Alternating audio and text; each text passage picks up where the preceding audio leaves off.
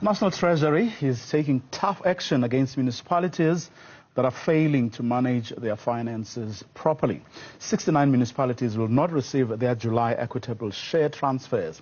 National Treasury says the move aims to instill fiscal discipline and ensure that the municipalities improve their financial management. It says this will not affect service delivery. The affected municipalities are in all 9 provinces, including Gauteng's city of Joburg. Treasury says it informed all of them on time and requested submissions explaining why the funding should not be withheld. They have since been given conditions to adhere to. Treasury says the funds will be released once those conditions are met.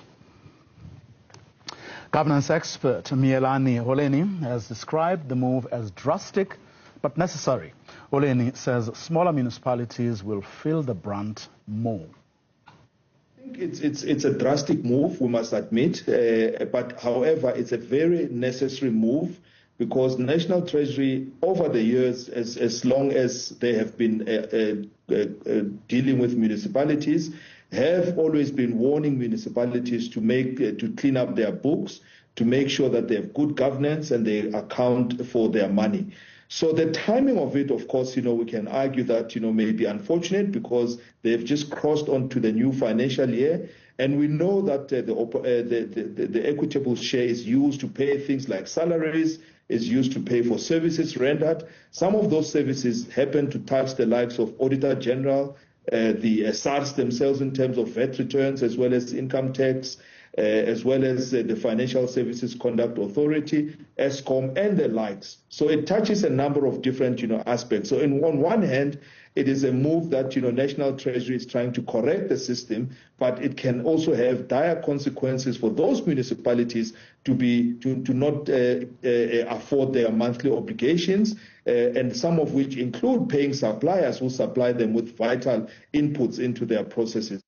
So the simplest way to understand the formula is that municipalities which are in the urban areas, depending on where they are placed, tend to receive a smaller contribution in percentage terms to their budget.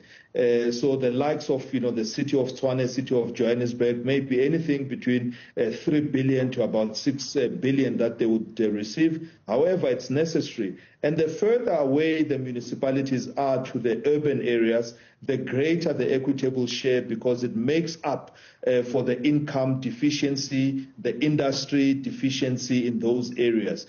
In this list, we have metros, as you've correctly pointed, such as City of Johannesburg, Mangaung.